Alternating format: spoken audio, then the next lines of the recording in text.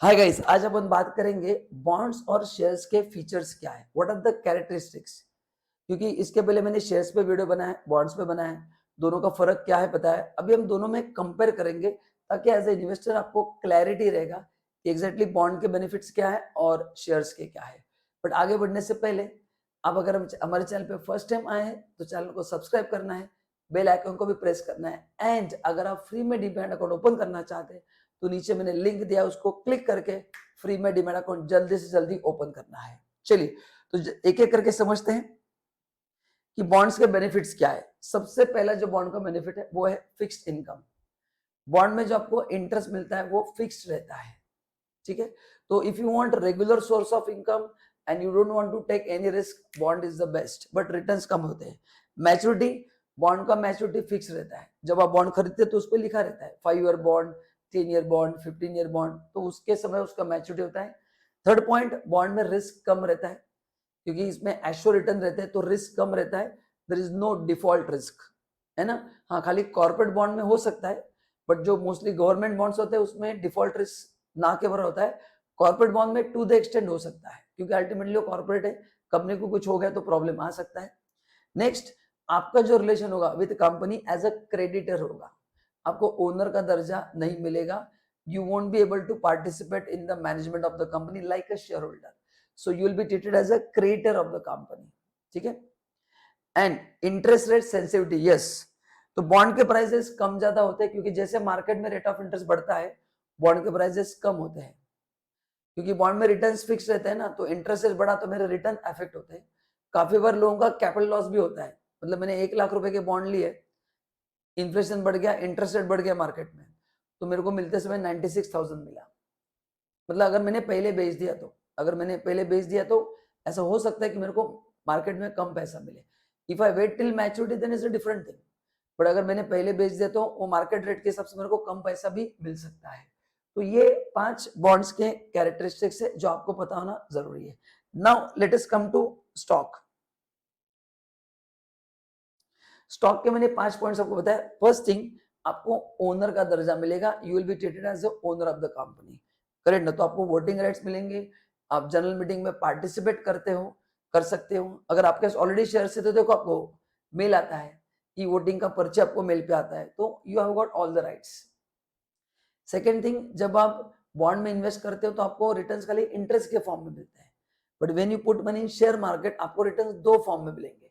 पहला फॉर्म कौन सा होगा, एक आपको डिविडेंड मिलेगा, आइदर कैश डिविडेंड मिल सकता है या बोनस के फॉर्म में मिल सकता है।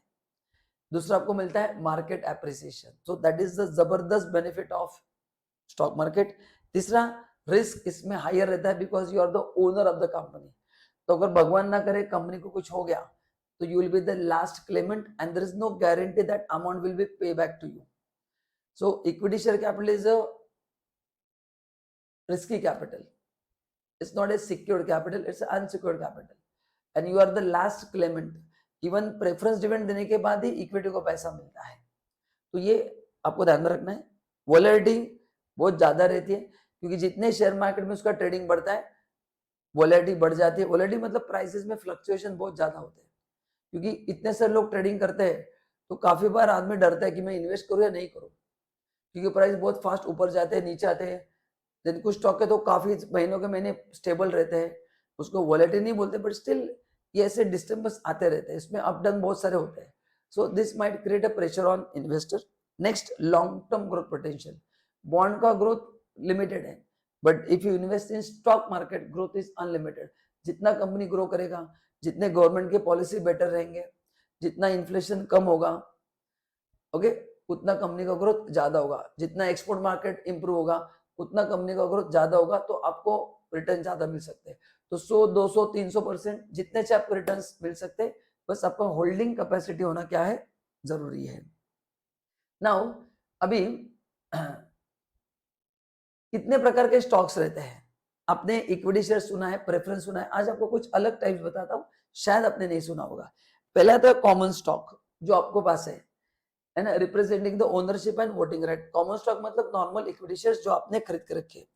सेकंड है प्रीफर्ड स्टॉक, आपने शायद प्रेफरेंस शेयर सुना रहेगा, उसको बोलते हैं प्रीफर्ड स्टॉक, जहां पे आपको फिक्स रेट ऑफ डिविडेंड मिलेगा, बट आपको वोटिंग राइट्स नहीं मिलेंगे।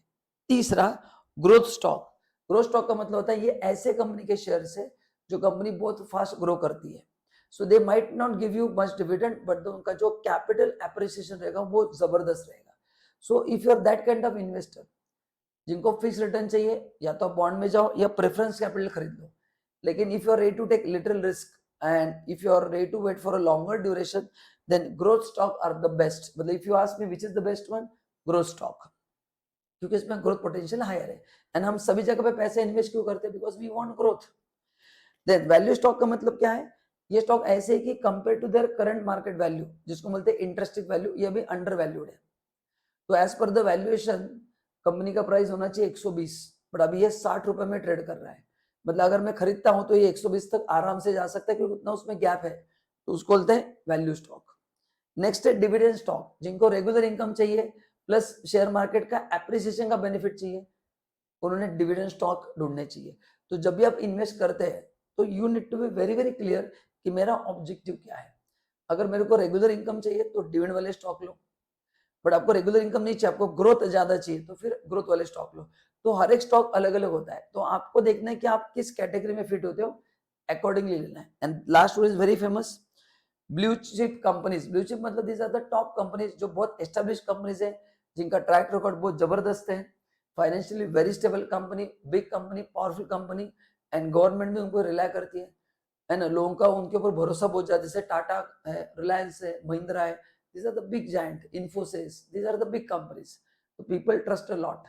तो इस प्रकार के स्टॉक्स होते हैं, तो आपको अकॉर्डिंगली सिलेक्ट करना है कि मेरे लिए कौन सा स्टॉक बेटर है। तो गाइस आई होप आपको वीडियो पसंद आया रहेगा। पसंद आएगा तो वीडियो को लाइक जरूर करना, एंड वीडियो कैसे लगा वो भी बताना।